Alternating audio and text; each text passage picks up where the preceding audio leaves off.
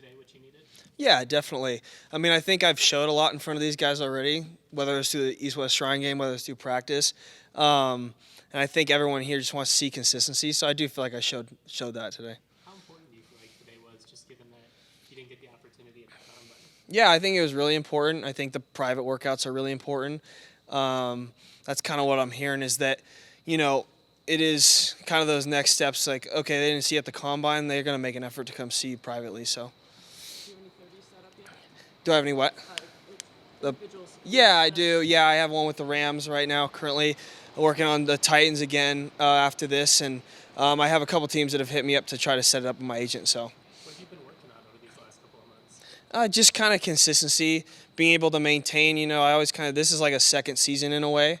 There's really not been a break. So kind of keeping that from what I did this year to kind of continue that throughout this whole process, showing that there's no fall off, because the NFL, you're playing a minimum of, 16 games with potentially over 20, with going to the Super Bowl. So showing that I can create the, time of doing what I've been doing over this offseason. So. You were there in the first game at Canvas Stadium. Is it kind of a weird feeling to think this is probably my last time Yeah. hunting in Canvas? Yeah, it is for sure. Hopefully, if we do get those private workouts here, that'll be, like I said, towards the end. Yeah, but at the end of April, it'll be like bittersweet for sure. Because you didn't get that shot at the combine, did you feel any extra pressure today, or is it just another day? No, I use it, man. It's like a chip. I mean, I've always carried a chip on my shoulder ever since I was in high school, and Mike Bobo gave me the shot here, and kind of when a lot of people didn't. So I felt like the combine was a kind of a thing where it's like, okay, well, like this is it now. Let's show it here and show it through April. Was that surprising to you that you didn't get an invite? Yeah, for sure. I mean, I think a lot of people were disappointed to not see me there, but I also think that kind of fuels it a little bit more for me. It writes a story, and I think like that's been my whole career. So it's great, I think. Have you thought about getting drafted, and what would that mean to you? No, yeah, I've thought about getting drafted. I mean, it would be awesome. I mean, whatever team I wind up on, they're going to get my best. So I think drafted or not, it's going to be a really fun ride. So. Hey, Ryan. How are you?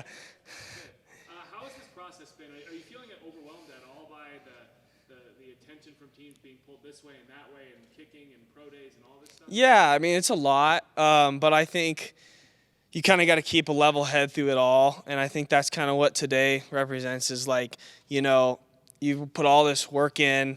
And, yeah, this is an important day, but there's so many more days that are coming that it's kind of like, okay, like this was one check, let's keep going, So, yeah, I think there's a lot of pressure, but I think at the same time, like that's kind of how you manage this stuff is keep that level, consistent head throughout it all. What sort of advice are you getting about how to handle all this? Yeah, I mean, I think go into it with an open mind.